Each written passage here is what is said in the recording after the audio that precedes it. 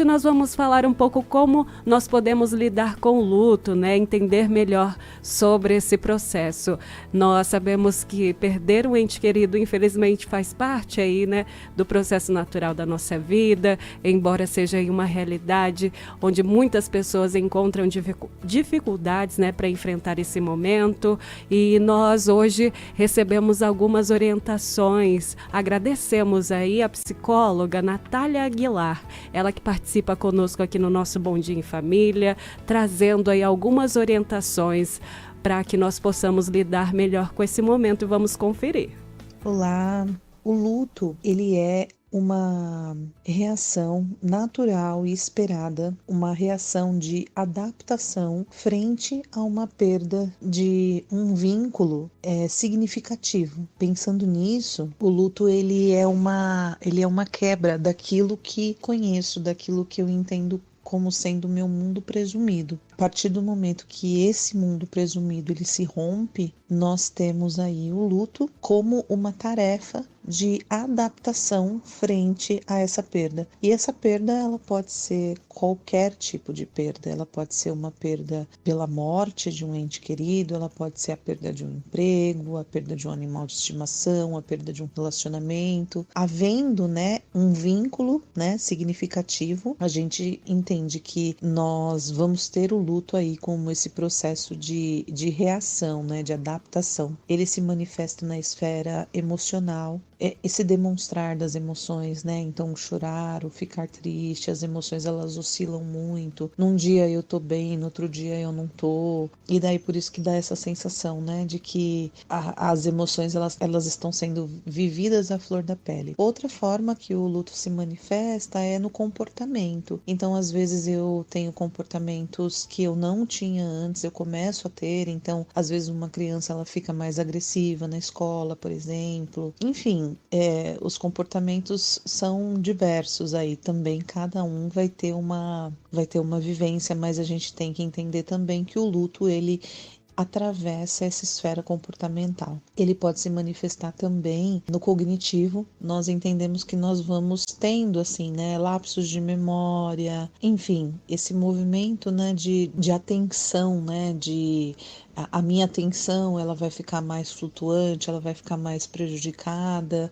Então, o cognitivo também é uma esfera que o luto atravessa. Nós temos o social, e aí na esfera social nós vamos ter duas grandes polaridades, né? Pessoas que vão querer estar com gente, que não vão suportar a ideia de ficar sozinhos, que vão precisar socializar o tempo todo, e a gente vai ter pessoas que vão querer se afastar do mundo e vão querer ficar sozinhos na sua bolha.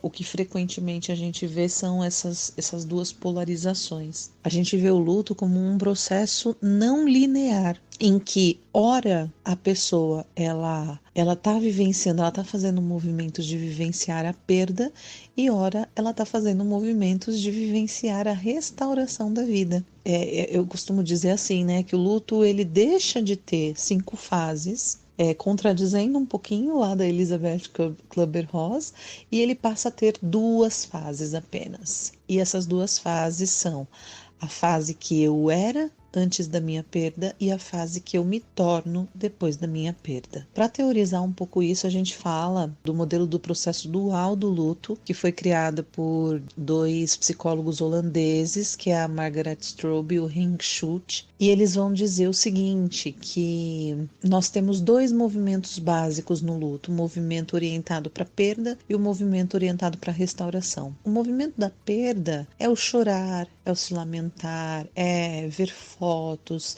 é ficar triste, né? Aquele movimento de ficar ali na perda, sabe? Vivenciando a perda ali o tempo todo. E o outro movimento é um movimento de restauração da vida, que é um movimento em que eu vou fazer as coisas. Então eu vou dar conta da minha vida. Eu vou ir para o supermercado, fazer minha compra, eu vou para uma aula de natação. Então a gente pode dizer que assim, no movimento da perda eu estou muito ali no sentir, e no movimento da restauração eu estou muito ali no fazer. O esperado é que a gente oscile entre um lado e que outro. É claro que no início, né, de um processo de luto, quando o luto ele está muito agudo, é muito natural, né, que eu fique muito mais no estado de perda do que de restauração. E aí, aos poucos, eu vou dando novos significados para minha vida, eu vou aprendendo a conviver com a ausência física da pessoa que morreu e eu vou indo mais para o lado da restauração do que da perda. Ele não tem fases, né? Ele é um processo e o processo cada um vai viver cada qual da sua maneira. Eu gosto muito de pensar na ideia de que, assim, uma vez enlutado, nós sempre somos enlutados. Por quê? Porque nós somos ativados pelo nosso luto em algum momento da vida, apesar, né, do tempo já ter passado, apesar de eu já ter me adaptado a um mundo sem aquela pessoa. Eu gosto mais de pensar na ideia de que a gente não cura luto, mas a gente cuida do luto. E a partir do momento que a gente cuida do luto, ele tá ali sempre com a gente. Em alguns momentos ele vai aparecer mais, e aí a gente vai precisar acolher isso. Em outros momentos ele vai poder permitir colocar ele para descansar num lugar delimitado dentro da gente. Para os ouvintes, né, que estão vivendo luto nesse momento, o seu luto é legítimo. Eu não imagino a dor que você deva estar sentindo, mas eu valido ela, porque toda dor e toda perda, ela é válida, independente do que seja, independente de quem seja. Diria para que você não fique sozinho. Se você precisar de um momento para você, fique, mas não fique por muito tempo. Né? Porque nós somos seres de relação, nós somos seres humanos, nós precisamos estar com outras pessoas para que a gente possa se desenvolver na vida. A gente não vive sozinho. E se você acredita que para você retomar a sua vida tá muito difícil, você não está conseguindo sozinho, procure ajuda. Ajuda psicológica, ajuda espiritual, busque se fortalecer, porque o luto, ele é um processo, ele é uma travessia muito desafiadora, mas ela é possível. E eu digo que assim, ela se torna mais possível quando a gente faz essa travessia acompanhado, porque não é que a gente tire, né, a dor do luto, mas a gente divide o peso. E quando a gente divide o peso, as coisas elas ficam um pouquinho mais leves para que a gente consiga olhar para outras coisas. Bem, eu tô no Instagram como Natália Aguilar Psicóloga, tudo junto, e o meu site é www.nataliaaguilar.com.br. No meu site vocês encontram todos os meus contatos.